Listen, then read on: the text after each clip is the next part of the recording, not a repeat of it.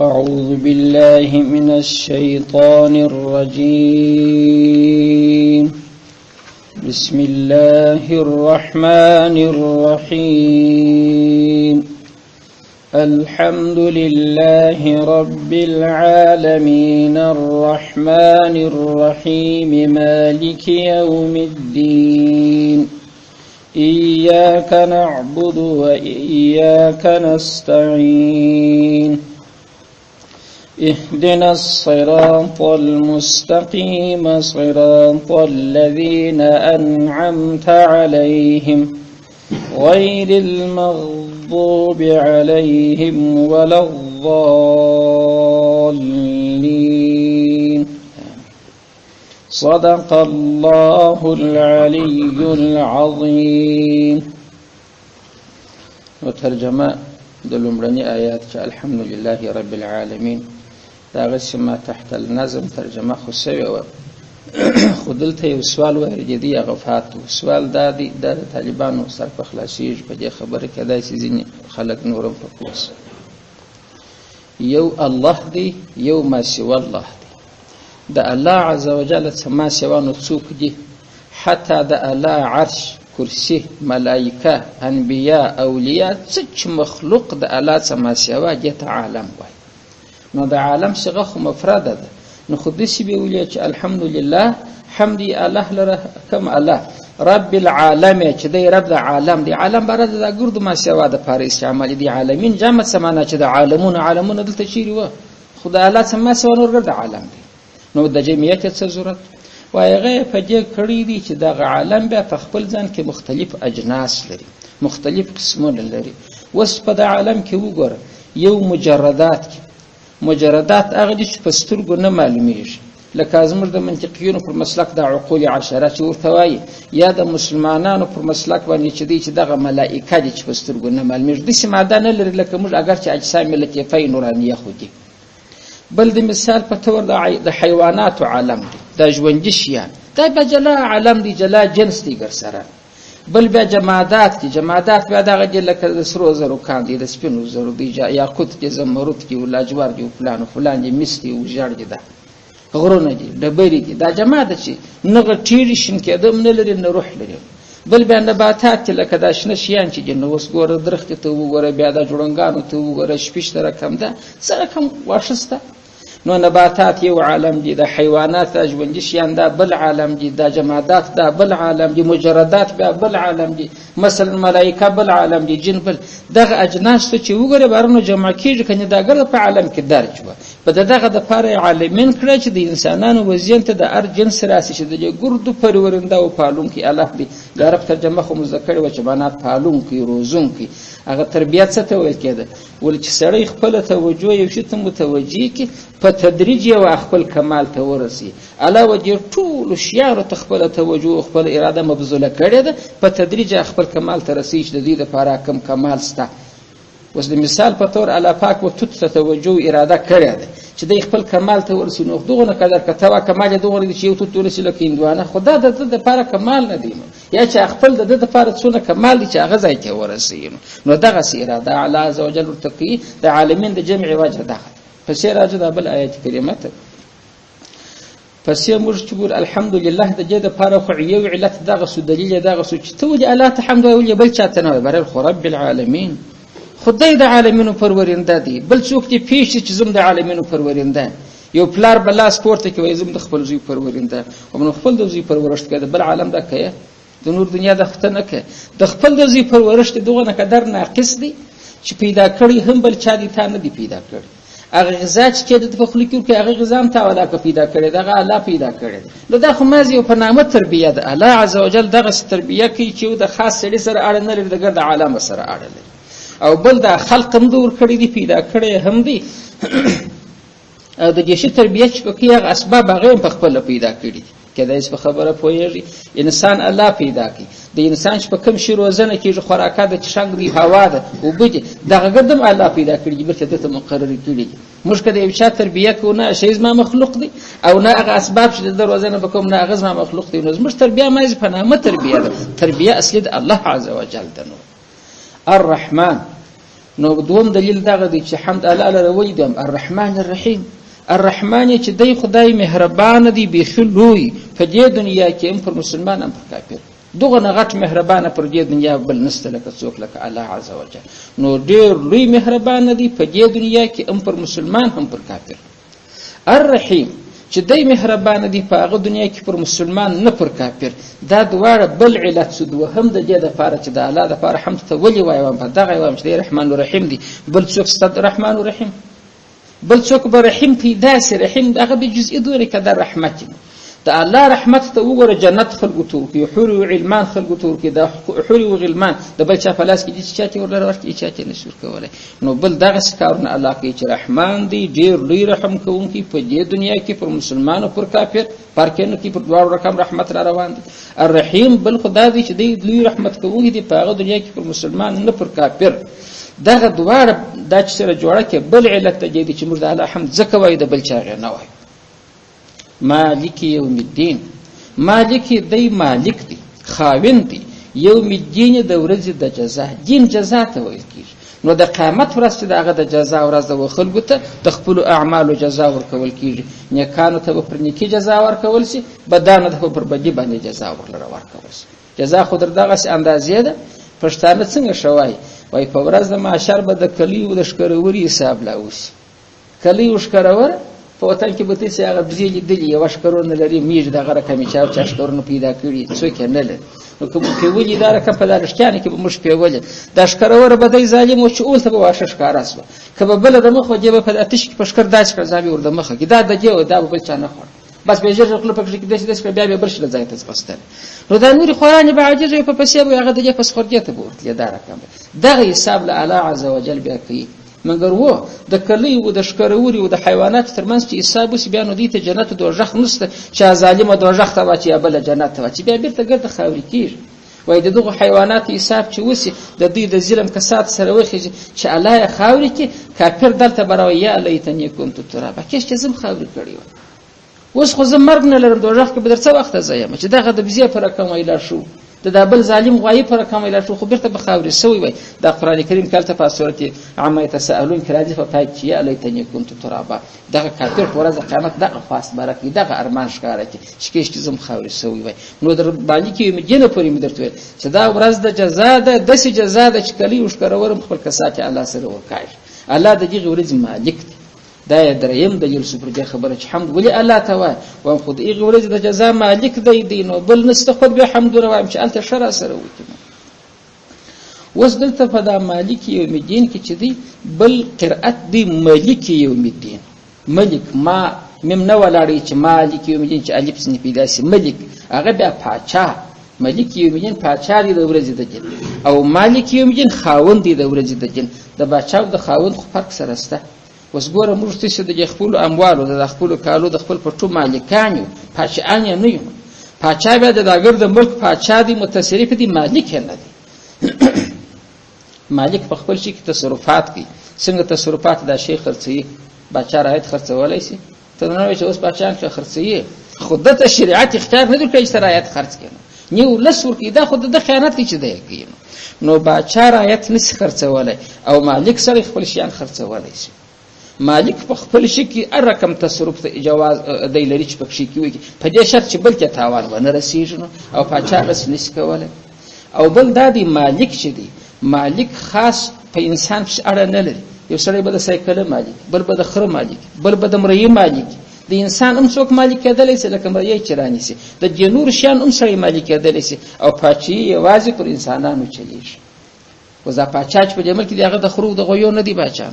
د نورو د سایکلانو نه دی باچا د انسانانو پاچا دی چې د انسانانو لپاره د خدمات وړاندې کړي نو اوس دلته د ملک توري ام سیدي سم دم چې سړی په الحمدلله کې پر مانځي کوي چې ملک یوم الدین لمونځ دغه نه فرق لا نه کوي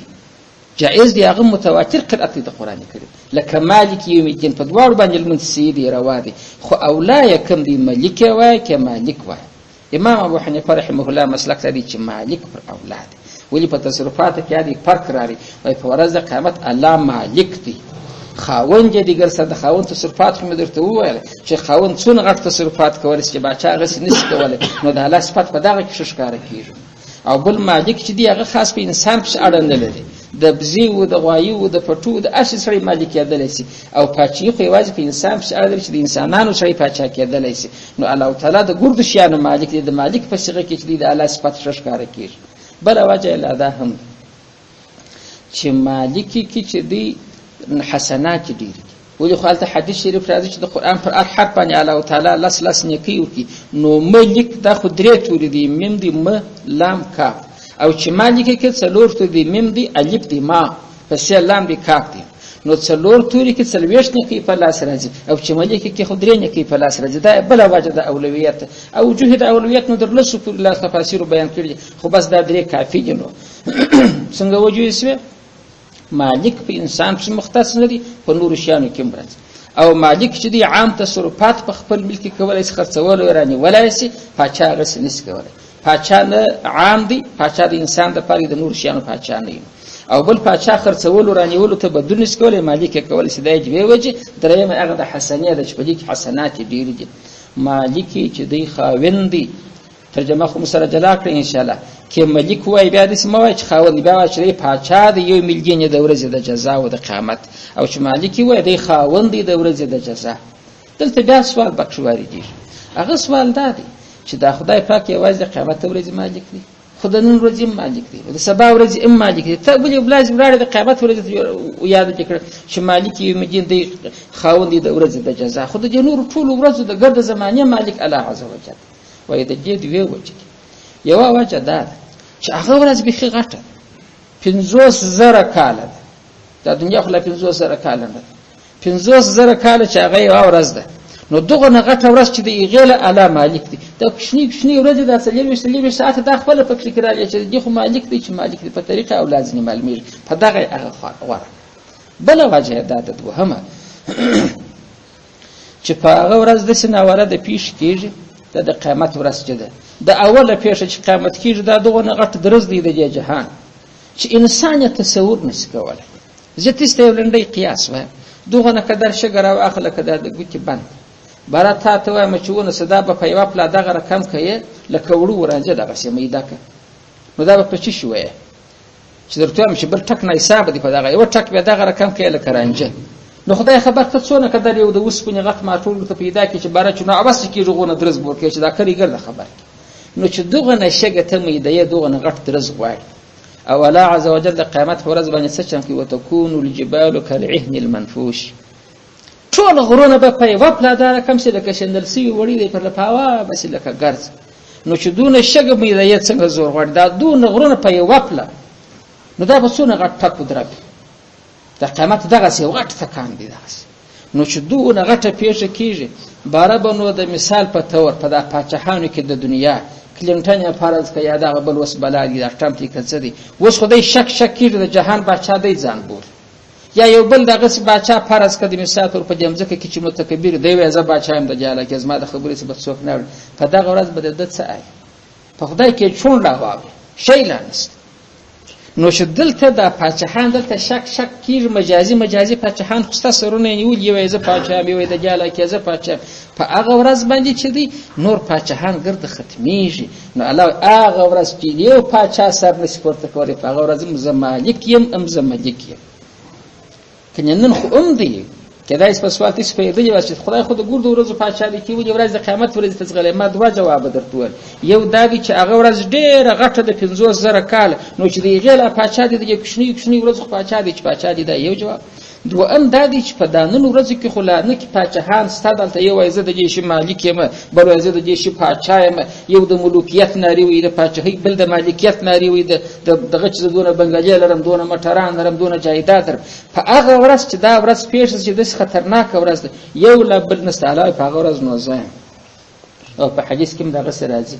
چې ټول شیان مړه شي، جهان خراب شي، یوازې الله پاتې شي. نه ملایکې، نه عرش، نه بل ټول شیان معدوم شي. الله به راوایي چې لمن الملک اليوم، نن نو پاچاهي د چا ده؟ هېڅوک جواب نشي ورکولی. خو نه عزرائیل سته، نه اسرافیل سته، نه بله ملکه سته، نه بله د جواب څوک نه وي، بره خپله وایي لله الواحد القهار. نن نو یوازې د هغه واحد ذات قهار پاچاهي ده، باره بیا وروسته نور شیان راژوندي کېږي ګرده، باره حساب کتاب سره شروع کېږي. نو دایم په دغه دا ورځ وایي خاصه کړه چې الله مالک دی د هغې ورځې د جزا. اوس 3 علته پرس ول چې موږ د الله د پاره حمد په کوم دلیل؟ یو دلیل دا چې الله رب العالمین دی، بل رب العالمین نشته، بل رب العالمین نشته. ګورئ ای دغه موسی علیه السلام چې فرعون ته رالی را دعوت یې کړي چې ته پر زما پر رب باندې ایمان راوړ، ستا رب بیا څوک دی؟ رب خو زه یم. دی ویل رب د اسمانو د مځکو د جګر د جهان هغه دغسې رب دی. مړې ته خو اول رب ولا کړې، بلکې یې نو خو یوازې به د مصر په ښار کې په تصرفات کوي، یا د هغه رب دپاره ایمان راوړ. نو دا یو دلیل. دوهم الرحمن الرحیم دی، په دغه باندې د رحمدونه جګر ده. دریم دلیل دا دی چې مالک یوم الدین. تر الرحمن پورې تفاسیر یې کیسه کوي، وایي وای الله چې رحمان دی په دې دنیا کې هم پر مسلمان هم پر کافر. د رحمتونه یې ګای د رحمت په صورت کې دي، ګای صورت سړی چې د غضب دی هغه رحمت دی، سړی چې د غضب دی هغه رحمت دی. د رحمت په صورت کې لکه پسرلی د بارانو ضرورت ښه بارانونه وشي، ګرد خلک طبیعت دی خوشحالي و یار الله پاک ښه رحم را باندې وکړي، ادا رحمت دی او صورت هم د رحمت دی. ګای صورت د رحمت نه دا ام الله رحمتونه کې لکه د مثال په تور یو نمونه وای چې د ذوالنون مصری رحمت الله علیه یو قصه کوي. یو بل بیا مولا علی قاری رحمت الله علیه کړی د په مرقات شریف کې د مشکات اول بزاد قرآن غتراس د موسی علیه السلام او د خضر علیه السلام قصه. فقال الم اقل سفاره کې ګسه د سفاره په دغه مسما د قال الم اقل ارګړي باغول ماته تنوي ماته تنول چې کار مراله. هغه خضر علیه السلام د موسی علیه السلام سره مرګري دي. د خضر علیه السلام په نبوت کې اختلاف دی، ولایت د شک وتلی په نبوت کې اختلاف دی چې نبی وو کمازي ولی وو، او د موسی علیه السلام نبوت خو د شک وتلی د ایمان جز دی. د موسی علیه السلام د انډیوالي چې سره کیږي د یو ته خدای یو څه علم درکړی دی، وینا ولا د علم در سره دی. موسی علیه السلام خضر ته ویل انډیوالي بسرو هغه ورته چې کوم کارونه کوم تبع صبر نه لري، د ولې نه لري ژغله نه درته کوم کوه. انا اول د بار چې راغه دریاب ته کشتي و د مسکینانو خارکانو به مزدوري پر کول چې تا کېدل. خضر علیه السلام بار یو کې شاو تکاس په تخته عزیز جلال خو د بل مال ته تاوان ورسېد. موسی علیه السلام ورته سور شي چې تا وسته څه چې وکړ، مسکین در بدر سړی دی چې یو ماته کړ بردول ماته ته څه چې ما سره بزنه خو زه دغه کارونه کوم او کې برده شوای نشي. اباس دول بار بیا ته بعد بیا زنه بس دا پلا بیا سره ملګری و یو ځای رااله یو الک دی الکوان جلم بیر سره یو الک دلته خضر علیه السلام برام لاک دسکلن الک یو بل راچ پای کی الله د موسی علیه السلام بیا هغه دا ور سره شروع کړ چې تا دې څه کړو چې تا دا نفس مړ نفس زکیه کښنه الک خور کوي بر دول تا ته ما سره ملګری ته نشه کوله مر سره دا قال الم قلت تا ما نووي او موسی علیه السلام بیا عذر وغوښت چې بس دا پلا ملا پرېږدو خطا وته لمه بل پلا کې مې درته ورستا په کار ما کار ودرلو دي بس مې جلا کړ په هغه ګړي مشباح. نو هغه دریم بار هغه چې یو کلی تراله جوال دی کور دی پر زړېدو پر نړېدو باندې دی او اخلي کې ور چې موږ د اسی وږي مسافر خلک ګولا ډوډۍ راکغل ځا کاش کتل شل عربیان چې ډارو موږ مړو. ابار موسی علیه السلام خو سید هغه خو ژغ نه وکي. خضر علیه السلام برای راسه دا جوال یې کور دی جوال برونه ورسم بیرته ورچو. د موسی علیه السلام دا سنه پاس تنگ سو خو خیر او ګره خستاس و جوال روان ور د پردي کلی کې مازی مسافرین دي جوال وس جوړی تا دا. نو موسی علیه السلام بارے ګلا ورته وکړه بار ګور دی دونه قدر چس چلوس خلک موږ یو ګولا ډوډۍ نه وغوښتل راي نه کړل او چاله دا جوالونه ور جوړه. نو دا بار ورته بار ما ته ته ویل چې زو تاند واجب نو سره کوله بار دول دا چې سی وجه دغه هغه حکمت راته بیان بار ګور هغه کشتي چې ما ته کړ هغه ظاهر خو غضب وو داخل باندې چې ما ورکی تاوان مگر خدا پاچا روانو د خلکو کشتي غصبولې بیګارولې لکه د اوس حکومتونو چې خلکو موټر بیګاری کشي دا مسکینانو چې ځنی بیګار کړي به ولې وای پښپوش په شامل ناس. نو هغه سالمه چې شروع شایسته کشتي هغه به ول ما یو نو کې دا وخت هغه چې راس چې ورته ور کشتي خو دا چلیږ ما کوم د چاله واچول ما زم درځ کړ سره ا دې خپل کار وکړي د مزدوري پر کې د بچا د ظلم سم خلاص او دا ګټه پکښه او پاغه ګوره ظاهر صورت د رحمت نه دی په معنا کې د رحمت د دې د فار الله عز وجل د ګټ شي وګرځاو والاغه الک چو ولاغه چو الله تعالی کافر دغه سې کلی مور پلار صالح کسان دا مور پلار محبت خدای اولاد سره دی کدا غزو مړی غټ سوی وای دا مور پلار بین په کوپر اخته کړی وای هغه به گمراه کړی وای. نو په دغه ما الله پاک بدی ته بل شنه کې بدلا ورکې نه کا اولاد به ورکې دای ما وسله د مزګه د سره چا چې مال شرع مور پلار خوندې اخو ګوره ظاهر خو دې کوم دي چې رحمت دی خو حلال کوي مګر پر مور پلار رحمت اوس کني مور پلار نو څه بغیر کړي چالي زما زوی حلال کړی هغه خو بدغه مګر فائدہ هغه چې دی د کفر خلاص کړي دا به د په خاطر دوی لا بار به جنت شي ولا جوال برل دا به اوس وی چې مانو په دا کلی کې دغه جوال د دوی پلار دلته پټه خزانه شخه کړې د چې معنا زکه مرسوم زمانان مې راغټ سبره بیا وکاږي وس کدا نه ډېر خزانه لڅدل کلی په خبره دي او ما وته دغه دی ونه راو کوم ولیدل هم ژغ نه وکي د جوال پر کیر کې د دوی د پرنو ظاهر خد بل جوال ونه راوي مګر په باطن کې د خلکو د پاره رحمت سو کنه نو دا ګوره قرآني شی دی نو دا رحمت د الله عز وجل ګاګي په صورت کې د رحمت ګاګي صورت د رحمت نه سره چې غضب دی هغه په پای کې شته تمام شي نو وايي موږ وای خدای هغه را پیښه کې چې خیر نه پکشي ظاهر به زه شر بولم چې خیر نه پکشي بس را پیښه کې چې ما ګټي پکشي وای چې وکاو زالګي په درخته کې درلود دا د چسلی راوالو طلبات سره آریس برای چې وکا خورکی د زالګي څخه په आवाज و زالګي خاصه ادا ولاړه بره پر یو شاخ کې نستسلی ختم شول نو د چغو کې شکایت عبارت الله څخه بده ثبوت څخه نستل بره شروع سره خپل شکایت کې چې الله پاک په خاصه مصر راټوله کړو کله استست مرغوي زالي دغه د خاصه ډیره خاصه خورانو سره جمع کړي زما زارو زحمت زما په مشوکه چې نه لاسونه ستانه بل څه یو رقم ذاتي مې خپل ټاټو به جوړ ما کړی څه شي وچتا دونه غضب را باندې چې زما زاري خاصه کړل زاره کم کړل من وینو الله عز وجل وحی ورته وکړي تاسو بیا سترګې راوخلي چې وحی دغه څنګه وکړي چې غوښته الله عز وجل په قران کریم کې وایي واوحى ربك الى النحل ان اتخذي من الجبال بيوتا ومن الشجر ومما يعرشون په سوره نحل کې تشبيهتم آیات الله امام مچمچي ته وحی وکړي مچمچي ته د څه د پاره سیمه ورته مال ته د خپل کورونه په غرو کې جوړاوه دا یو او بل په درختو کې جوړه د چرګنۍ چې دی دا چې دی اصل په کې باسي او بل په داخلو کې د خاشو چې دی مناګانی جوړ کړي دلته او بیا به هغه اصل باسي خلک به خوري په هغه کې به شفا د خلکو د پاره ګوره وحي او مچمچي تم کې وحي معنا الهام پس ځل کې ورواچي جبرائیل نور تراجر نو مچمچي چې کړي مرغي تم الهام الله عز وجل وکي شته ګوره ستاسو سره ما ډیر شو کړل پر تا باندې ما را روانه د درخت د بیخته خاصه درتلی په دغه غار کې خوړې املا در باندې کوي ته وچې نه ته نه خبره وي مسلې راواله زول زالګي به سره د ریسک د خلیمه بچا پر زالګي خو اسامه خو بل به جوړه نو کوس تمار په نس کې وای دې بار شکر وکړه چې یا الله پاک په دا شکایت مې منې سمات دا څه معلومه چې د زالګي خرابېده زما د لپاره خیر شي زما د ژوند سبب نو ګوره ظاهره خدا وای دا پر ما رحمت نه دي زما کور را خراب کړي زما زالګي را خاصه کړ الله عز وجل ته ما د مرګ بچاو کړ د مرګ مې حفاظت تر لره درکې دا ستاسو لپاره رحمت شو نو رحمتونه چې د الله عز وجل ګوره مال دغه چې ظاهر صورت غضب رحمت مولا قائد رحمت الله علیه چې کوم قصه راوړل هغه وایي دوی ملکی یو ته صاعد وایي بل ته هابط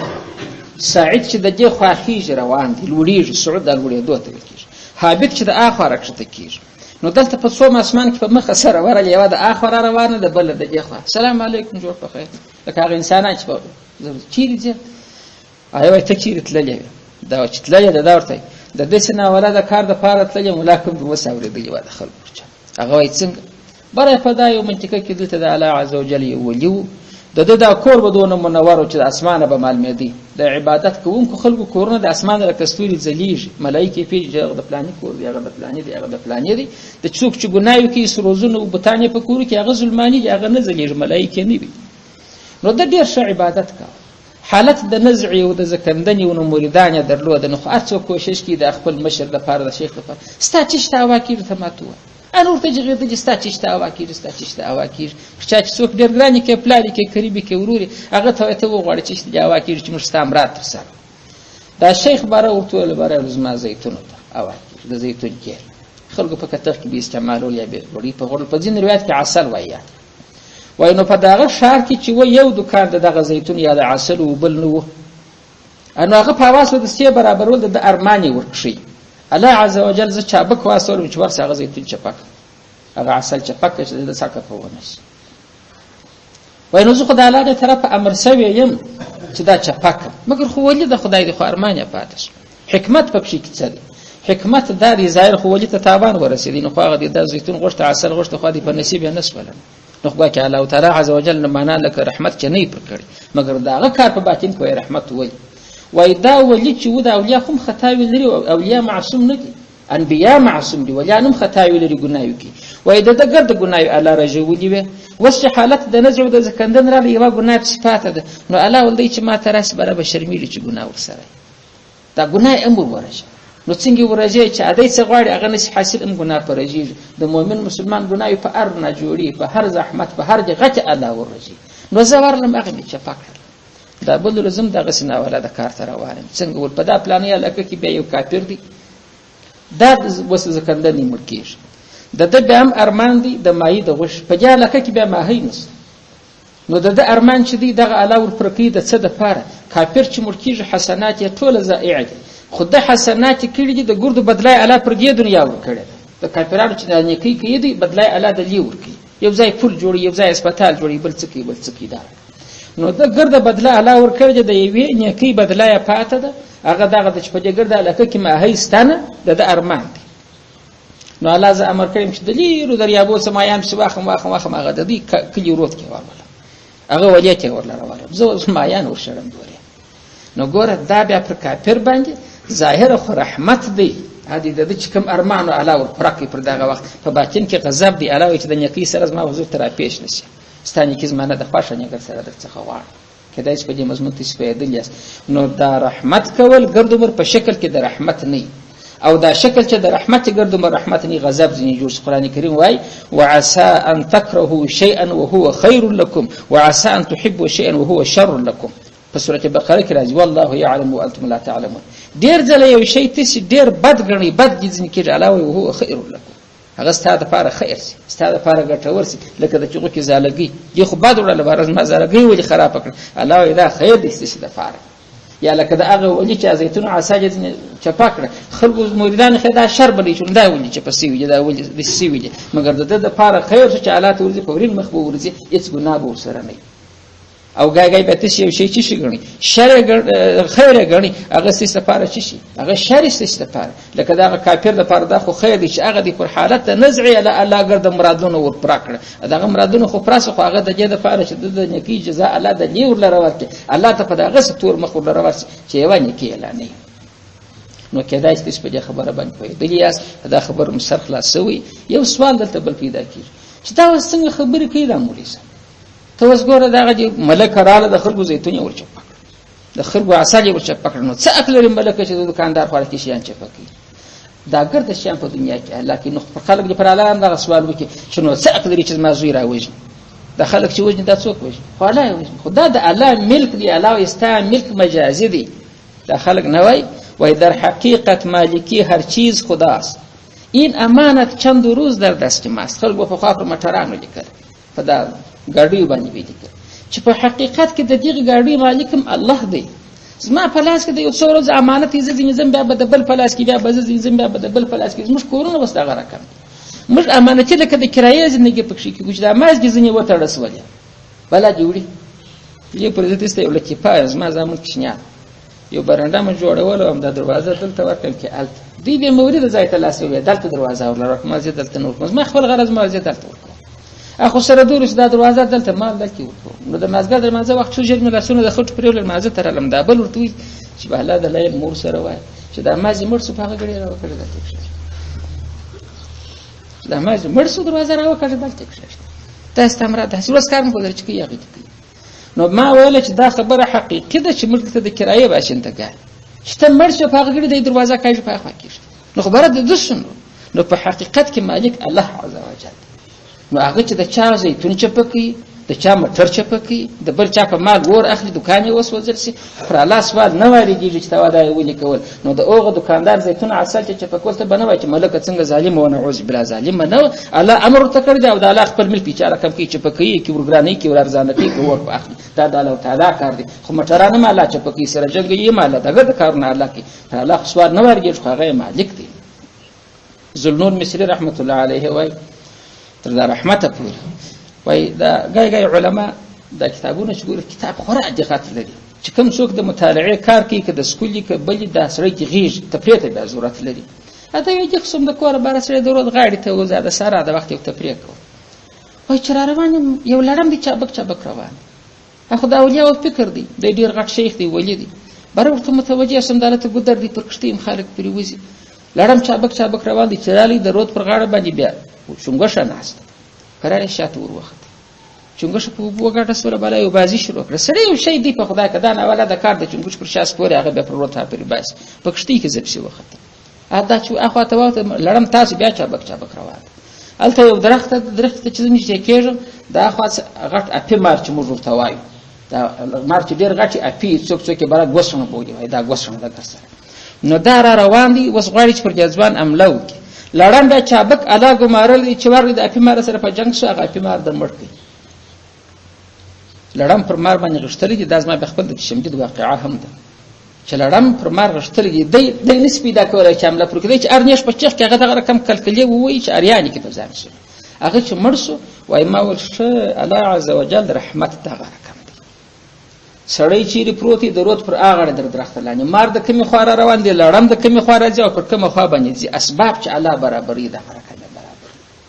الله عز وجل چې اسباب برابرې به دا رقم وس خو زموږ ته بالکل په دا دماغ کې دا خبرې رااله چې الله څوک نه وزري نه مړ کیږي په دا بمبارو کې څنګه بمان شواسي اور پر ځای بل سو یو سړی بجوندې راوښ وس جوړتیا څنګه موږ په خپل چالاکي ته ورو دسم وکړه دا چې الله ستاسو څنګه حفاظت کړی دی هغه الله تبارک د شپه ملوک یې وساتل په چای وساتل یوسف علی السلام یې ساته شوکې په جبرئیل نه کیته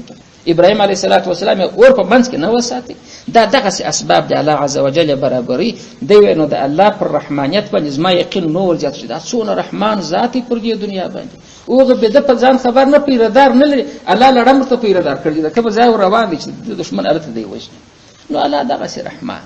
نو دا د الله تعالی د حمد لپاره درې دلایل ته مش پیش کړو رب العالمین چې د رب د ټول مخلوقات دی او الرحمن الرحیم په دې دنیا کې پر مسلمان پر کافر رحمت کوونکی دی دا رحمت واقعي وي الرحیم چې په هغه دنیا کې پر مسلمان رحمت کوونکی دی پر کافر باندې نه دی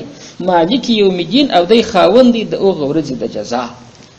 دا درې سره خبرې چې نو خلاص شي بار بنو ایاک نعبدو ته بیا راش واخر دعوانا الحمد لله